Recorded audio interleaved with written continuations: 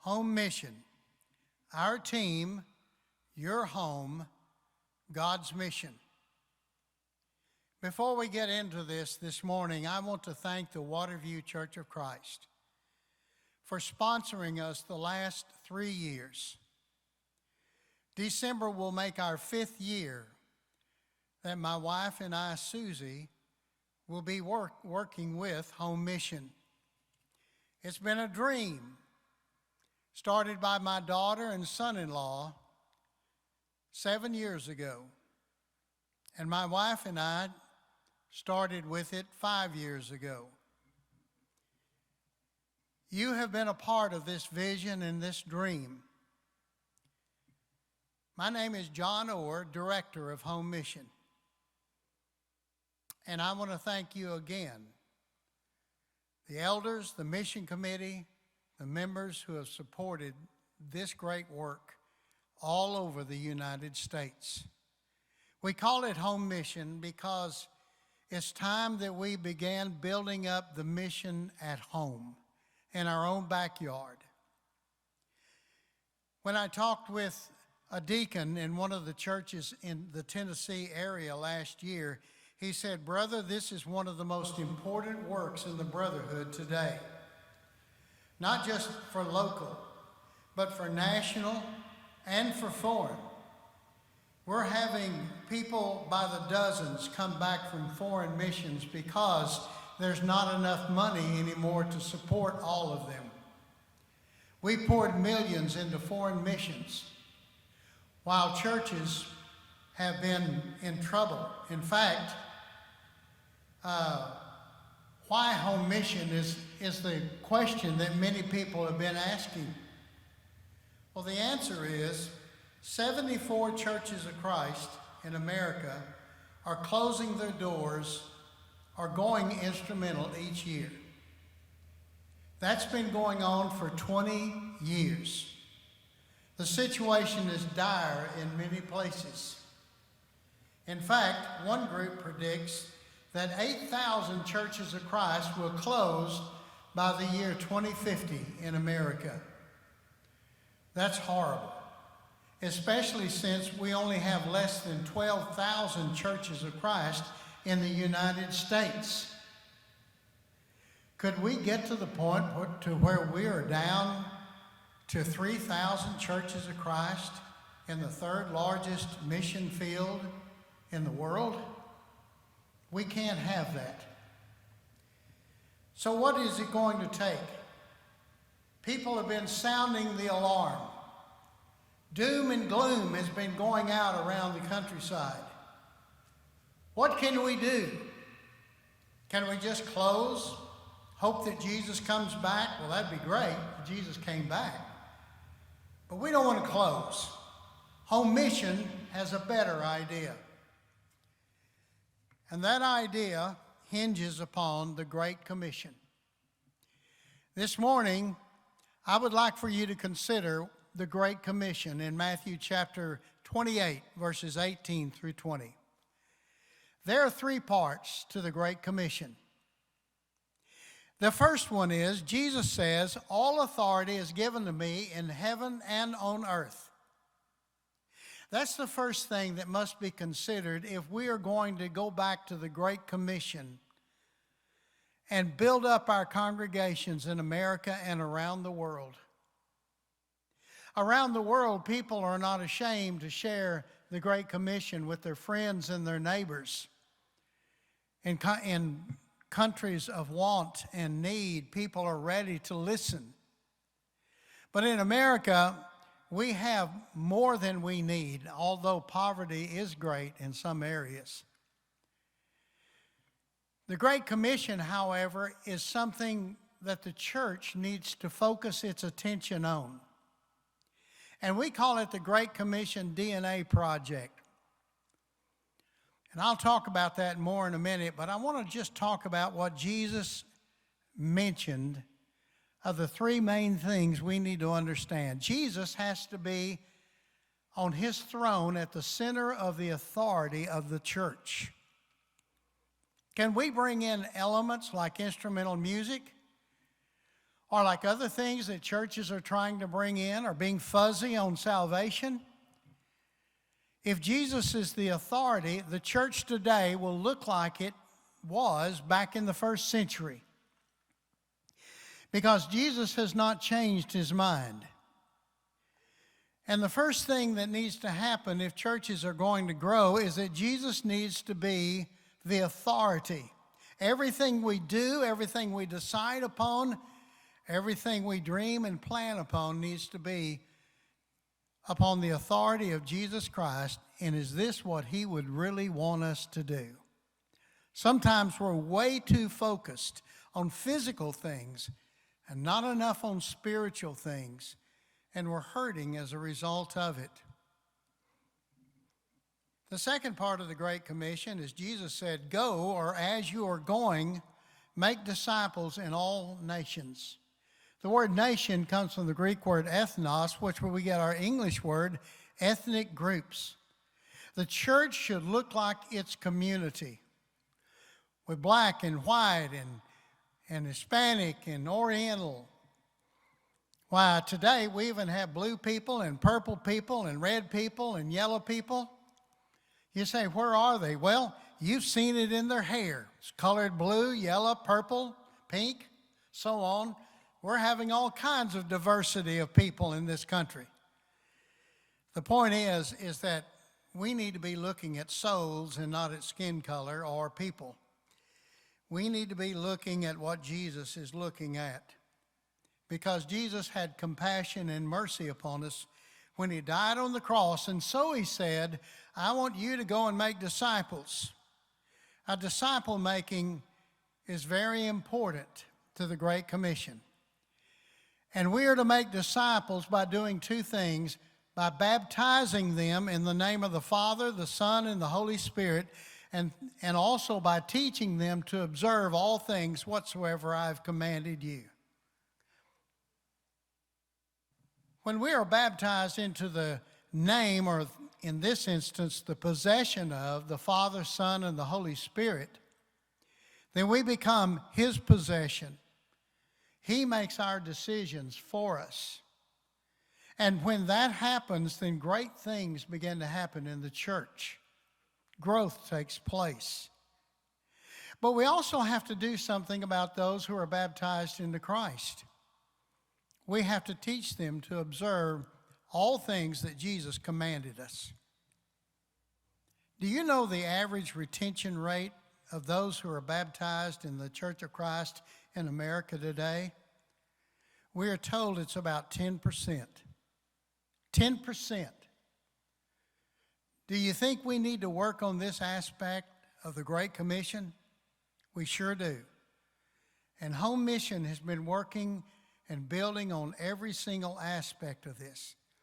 The third thing to consider is, if Jesus is the authority, if we go and make disciples by baptizing them and teaching them, then Jesus said, I will be with you always. How do we know that Jesus will help us and be with us and build up a church? How do we know our dreams and plans for the Lord will work? If we do his bidding in the Great Commission, he will be with us and he will prosper us and we will grow. That's the better idea that Home Mission has and that we need to have. And this month you are concentrating on the Great Commission. So where do we start?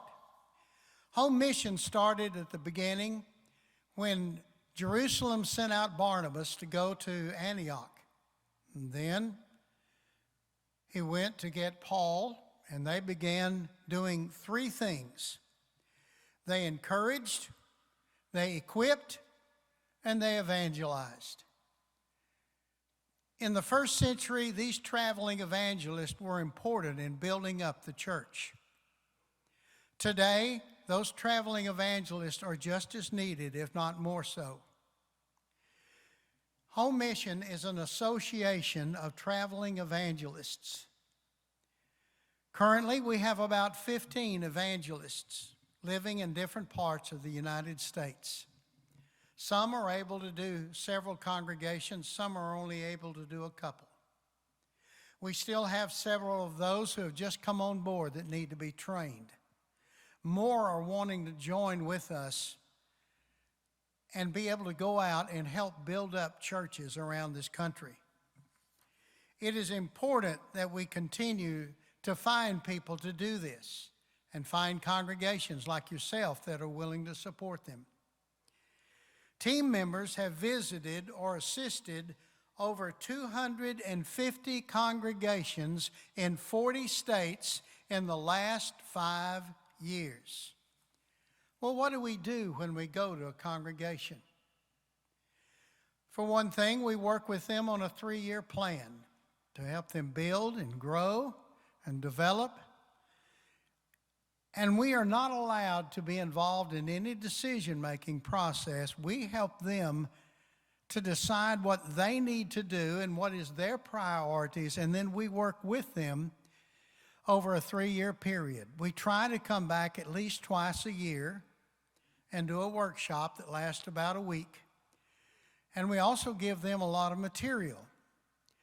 Or we may send someone to do a one-time workshop, like an evangelism workshop. We provide materials and curriculum. Last year, God helped us to provide over $70,000 worth of curriculum and materials that churches needed. Some churches need visitors' cards and pew pencils and Bibles because they don't have them. Other ways that we serve churches is that we've helped with preacher searches. We found at least 11 or 12 preachers for churches that needed it. Sometimes we find larger churches that will help smaller churches.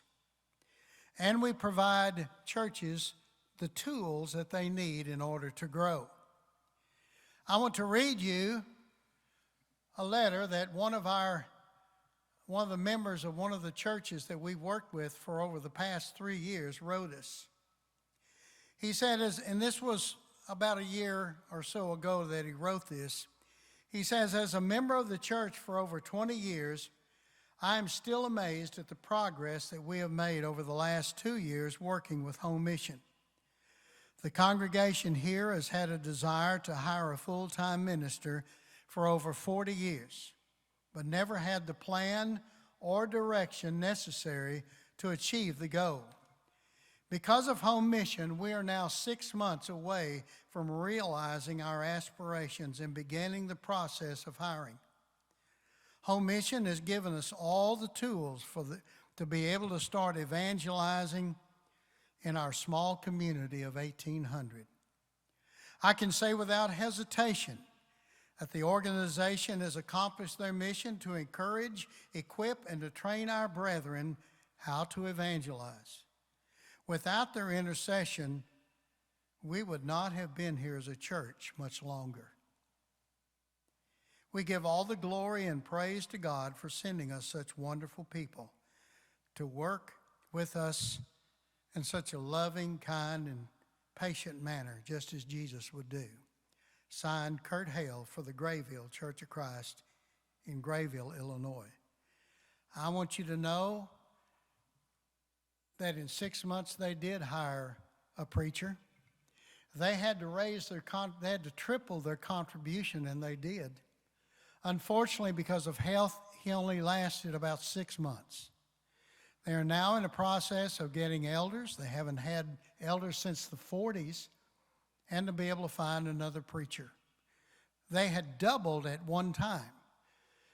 Of course, this virus has hurt all of us, and many have not come back to full strength yet. But we hope that the Grayville Church will come back to full strength and more. They're fine, wonderful people. They just needed some tools to work with in order to grow instead of close like 74 other congregations do every year. You say, how much does this cost the congregations? No charge. We do not charge churches for our services or materials. That's where you come in at Waterview. You provide the support, and others as well, in order for us to be able to do these things. But you know, in all the things that we've done, the best is yet to come. The Great Commission DNA project that I mentioned, when you consider DNA is something that has to split, and it has to reproduce itself into other cells in order for a body to continue. If the DNA in a cell does not reproduce itself, the cell dies, and eventually the body may die as well. We want to get the Great Commission, what Jesus says, back into the lives, not just the minds, but into the lives, the exercise, the activities, and everything that the church does revolves around the Great Commission. We have a 3-year project that we will fully have ready to go by January of 2022. We already use about half of that now. But it changes the mind of the people gradually. Jesus trained his disciples over a 3-year period. And it takes about 3 to 5 years to change the minds and hearts of men, women, and children.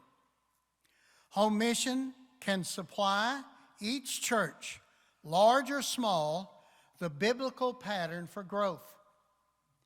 Each church will receive 150 articles on evangelism that they'll have each week.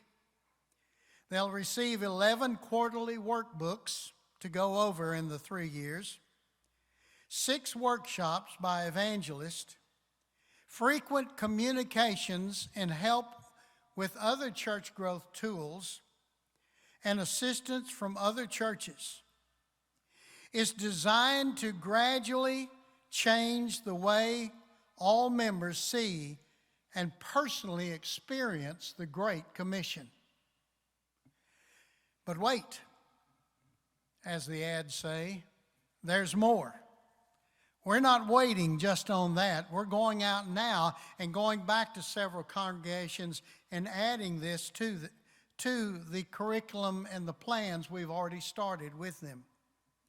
I want you to know that some of those 250 churches have doubled in their attendance, quadrupled in their contribution, and even some have tripled in their attendance. Some have not done very well because they haven't stayed with the plan. But if they stay with the Great Commission plan and their faith grows, God will make sure that those good things happen. So what else can we do with Home Mission?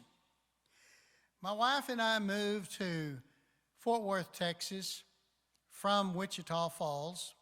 And even though we still have our administration offices in Wichita Falls, we now work with the West Freeway Church of Christ in Fort Worth. And we are under those elders because they plan to start a school of evangelism in August 2021. Now, this is primarily for local area people as they start their first year. They need a kind of a takeoff session. Dr. Jack Cummings will be the director of this school. Jeff Jenkins from Louisville has agreed to help be one of the teachers, possibly even Chris Swinford, and others as well are going to teach. And then in August of 2022, we are going to begin soliciting and taking on preaching students who have graduated from preaching schools and universities who have not received evangelism training to come down and to train. And so we're hoping that all the congregations in the Metroplex area will be a part of this, and we will be coming to the congregation and explaining this more. But we're not even waiting for that to happen. In October of 2021, we're going to have an evangelism intensive DNA training camp at Pettyjohn Springs in Madill, Oklahoma. It will be an intensive training camp designed to help you learn and to practice how to set up a Bible study, how to deliver a Bible study, how to actually practice a Bible study, and how to follow up a Bible study. And we hope that you will make plans to be a part of that. Also, we have the Revive Us Again workshop, March 24th through 27th. This year it will be held, this is an evangelism and church growth workshop. This year it will be held at Brown Street Church of Christ in Waxahachie, Texas. Then in September of next year, we have the Equip at Brown Street in Waxahachie. And this is the Bible Teachers Workshop, which is desperately needed today. We also have Ray Triplett, editor of what's called the Elders Net, articles for elders by elders on a quarterly basis, and we will be sending these out to congregations everywhere. Some have already been receiving this. And then our ultimate goal is in the year 2033. By the Gregorian calendar that we go by, the Church of Christ will be 2,000 years old. We want to work together with World Bible School and other groups to begin planning for this now and to make this a starting point for the second great restoration in America. We're serious about this. And you're a part of this whole thing in home mission that we're working together. We're growing and working and developing. And can you imagine what would happen if you watched on television and radio our 2000 celebration? That's right. We have history all the way back to the day of Pentecost.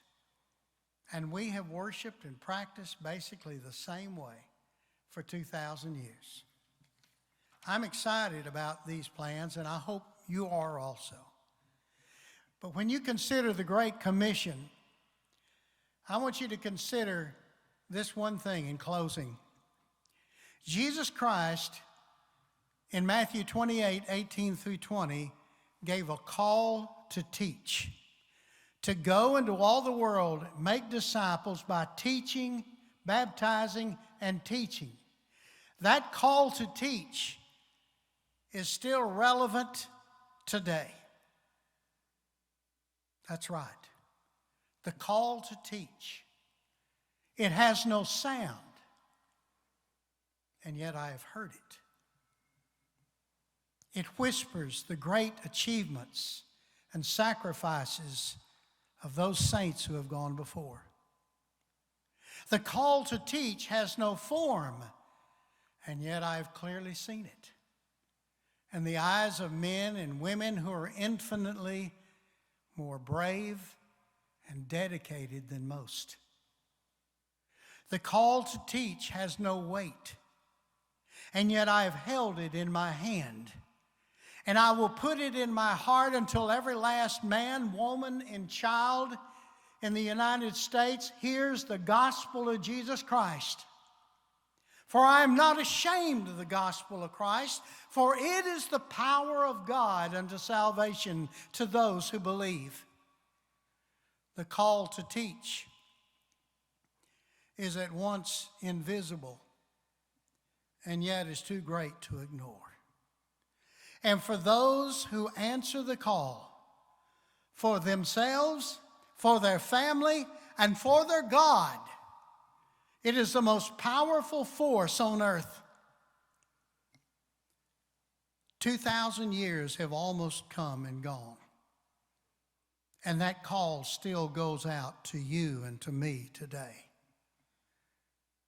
I beg you, brothers and sisters, all of you that hear this and consider this great commission, the call to teach, won't you answer that call and commit the rest of your life to teach your friends, your neighbors, your loved ones, and everyone else that you see and know? The call to teach. Are you ready to answer the call?